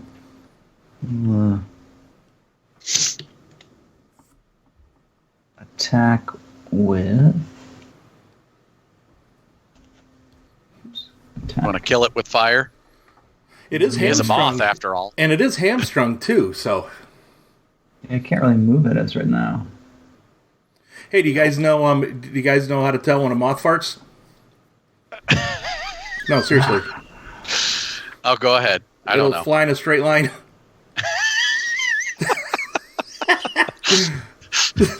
Hey, You have, So I'm gonna- you have some wonderful dad jokes, Chris. I love I it. have a few. I'm gonna add destructive to my thing to give it some pierce.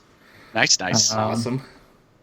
And we'll get 2 pierce from this attack. So let's see. Yellow, yellow, green. I'm going to spend one of our story points here to upgrade. Yes. So I get yellow, yellow, yellow. It's at short range, so that's only one purple, but it gets upgraded, and a purple gets added, and he still has Adversary. and 2. his 3 setback. Yes, sir. Okay. So right now, as it is, all the story points are in the GM pool. Ooh, Okay. wonderful. Neat. Yeah, neat.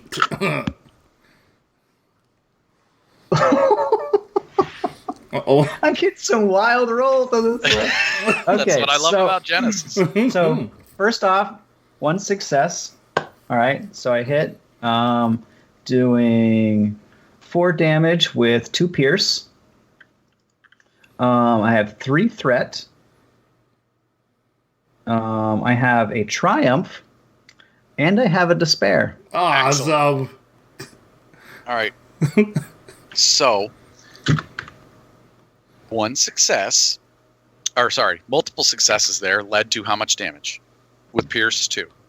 Right, or He Pierce said 1. 4. Pierce 4, So- sorry. No, he said 4 damage, I think. 4 4 damage. damage, pierce 2. Pierce 2. All right, so Pierce 2, only soaking 1, so he's going to take 3 more, so he's taken 5 total wounds. He's got 10 more. Yep, according to the stat block. He's still got 10 more. Let's see. I would like to use my triumph to critical him again. Okay, so plus 10 for the additional crit. Yeah, he's still, what do you call it? He's still hamstrung, too, so. Still Yeah. hamstrung. So Yep. this is good. 100. So I rolled a 78, so that becomes 88. All right, so 88. He is another average 2 difficulty severity crit. Compromised, increase the difficulty of all skill checks by 1 until it is healed. Ooh. So whatever this looks like, it hits him and just shreds one of his wings. Awesome. See, I did destructive. Razor Maybe- wires.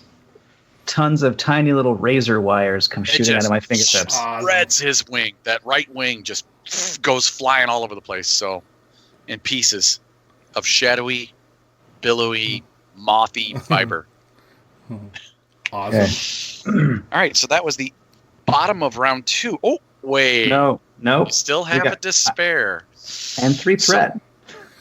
The 3 threat is yes, this is magic, so it needs the special magic chart Yeah. for 3 threat. Now 3 threat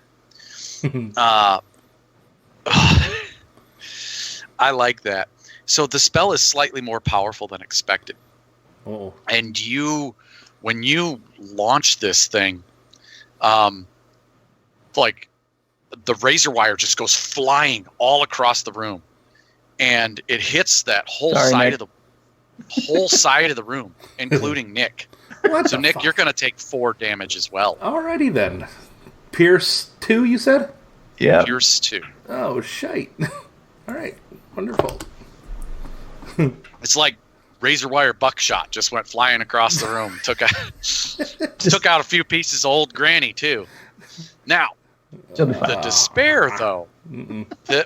The reason why this place was so hard to cast magic in, you feel it. The spirits of something ancient start bubbling up from the ground. You can hear it, you can see it, as one of the hands, a skeletal hand, shoots up through the floorboards. Time to go. And it's got this old, ancient-looking turquoise bracelet on it. This house was built on an Indian burial. Of course.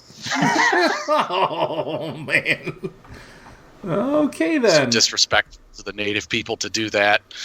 They're not gonna like interloping peoples like yourself being on their land. All right, so we go back to the top. First player in round 3. This is the last round. All right. Because Well, sample encounter. Let's see. Considering Nick has 2 wounds left, I think Yeah, why don't you get out of here? I'm gonna run. Okay. I'm gonna run to the truck. Okay. Turn it on. Oh, well, you're going to cover some range. Yeah.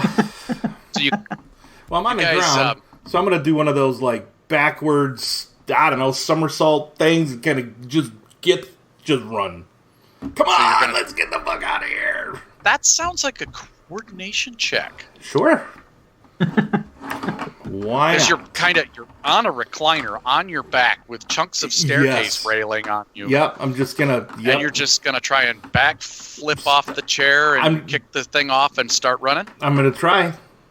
I think that's a daunting coordination check. Wow. Daunting. Yes. Okay. You got a railing on you, and you're laying upside down in a recliner. I know. You know how hard it is to get out of a recliner upside down. Hey, how much of that razor wire took out the railing? No. Come on, Tony. Some of it. Some of it. All right, daunting. All right, so that's three green versus your 4 purple. Yeah. Oh, and because I'm a jerk GM, Yep, I'm going to go upgrade ahead that. and upgrade that and give you guys a story point. All right, sounds good. All right, here we go. And I have nothing to help me here. Let's see. Yep, nothing. Here we go.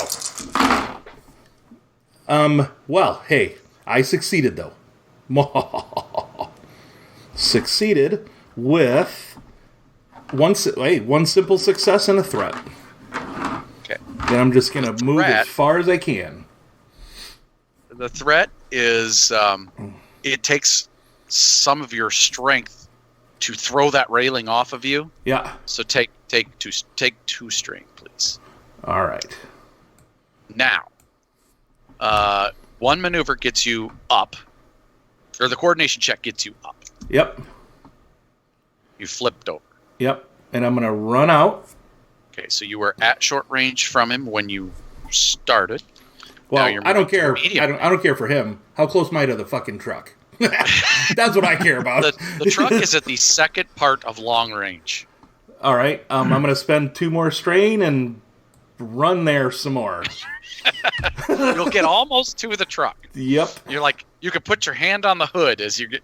Well, it's one of those things where, so my intention is, well, this is probably the last round anyway, is getting into the truck, driving it, swinging the door. Actually, it's a pickup truck, right? Yeah. Fuck it.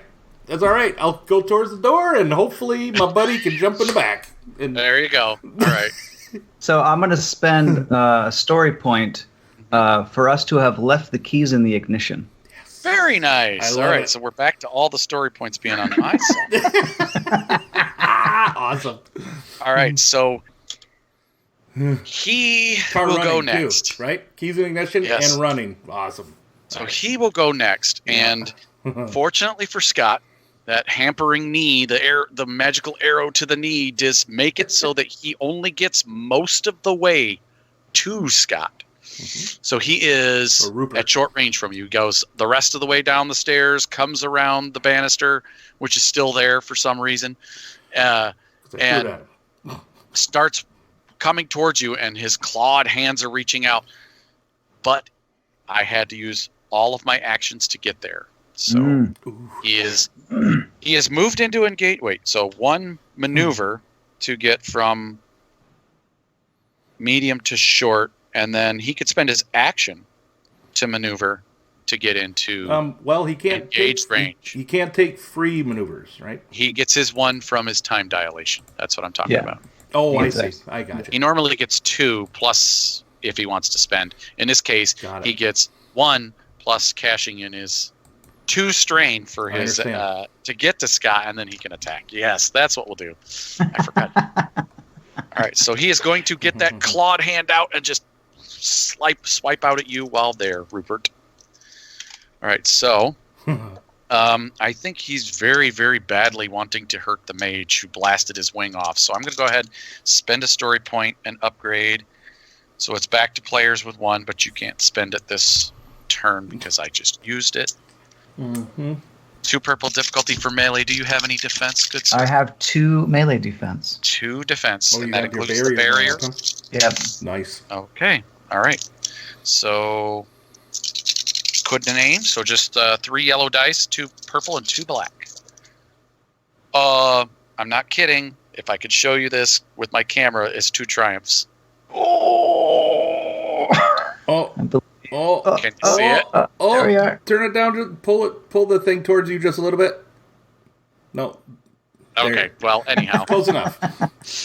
So, 2 failure cancels out 2 of those successes. It had 3 originally. So, 1 success, 2 triumphs, 2 threat. Oh. Okay. Let's see here. Wrong doc. So 1 success is what? 1 success is going to be 5 damage. That's fine. That is Pierce 2. So I have essentially 2 soak after it pierces some of my soak. So, so I'll take 3 damage. That's fine. I can survive this. Now for my 2 triumphs.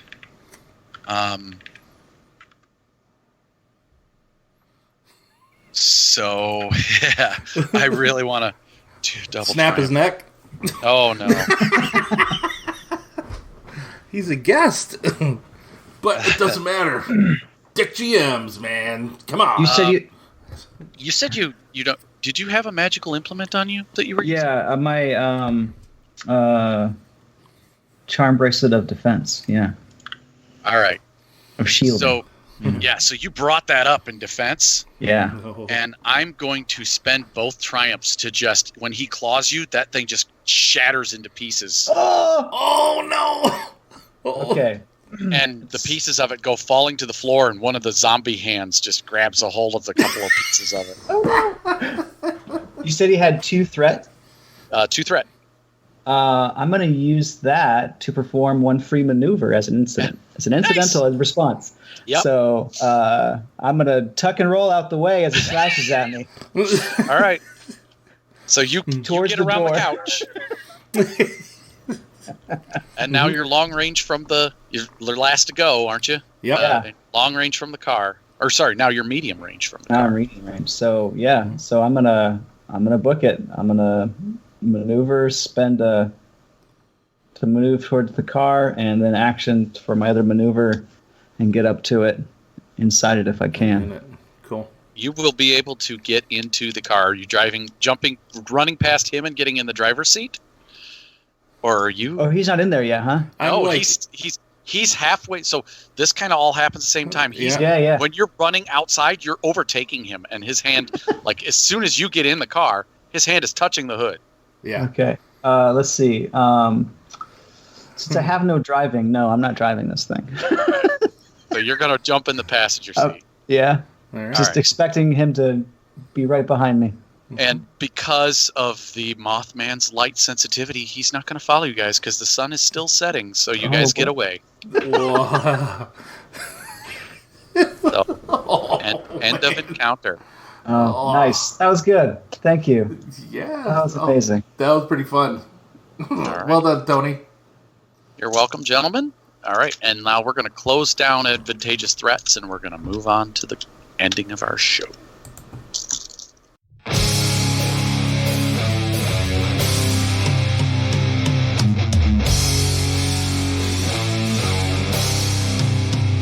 All right, folks, that's our show. So at the end of our show, we normally give a shout-out to somebody on the Nerds International Network. Today, we're choosing good old Matthew Jones over at Imaginary Ramblings Podcast. He's just reformatted over there. He does a podcast about just about everything role-playing and also kind of West Virginia pop culture. Uses, does a lot of different things. Go give Matt a listen. He's a good kid. He's our resident millennial in our group of That's right. old farts in the Nerds International Network. So give him a listen. That's right. Chris, do you have any important reminders for anyone? Upcoming events? I don't think so. I really don't. But Scott, it was great meeting you, man. I'm glad you came on. You too. This was super fun. Is there anything you'd like to plug? Yeah. For people to check out or whatever? Maybe your podcast? Yeah, Don't Despair. Awesome. We only have 4 episodes, There's too many of us to record all the time, so it's been months since our last episode. We'll see if we get another one or not. But the important thing that's coming up is the Gamer Nation Con, first weekend of April in 3 weeks. So it's in Plano, Texas. If you can make it out to that, you can play a game with me in real life. Nice. And that's run by the D20 Radio folks, right? That is correct, yeah. Cool. So Darren's trying to get us to go maybe next year, so we'll see. Yeah, you should definitely do it. Keith Capple's going to be there. Tim Huckleberry. Me. We just got word that maybe Sam Stewart is going to make an appearance as well. Oh, cool. Nice. So it's going to be a whole little big reunion of all the cool people Awesome. that make this stuff. That's right. Okay. Do you have any contact information if people have any other further questions about your products or anything that you'd like to share? Anything like that? Let's see. Find the Facebook group. Find the Discord group. You can talk to me directly. I'm always sharing stuff. I don't really have a website. I'm Drainsmith. I'm Scott Zumwalt. You should know who I am by now. That's right. You're everywhere. You go anywhere, All right. Genesys, and you'll find you. And if you're listening to us, you should know who we are and where we're at. You can get a hold of us, though, at findingthenarrativepodcast@gmail.com. You can talk to us on Nerds International or in the Finding the Narrative pages on MeWe. We have a Twitter feed that Stefan monitors like a hawk, even though he's on vacation. It's at FTN_Genesys. And you could talk to either him or I over on Facebook, which is how we coordinated with Scott. And we talk to several listeners over there all the time. So this is Tony saying, tell a great story and spend some story points. Scott, you got something you want to say? Just make some game stuff. Put it out there. Excellent. Well, this is Chris saying, remember the rule of cool, and try not to freeze up on the stairs, and just have fun. That's what it's all about. Thanks again for joining us there, Scott. Hey, thank you. Good night, all. Good night.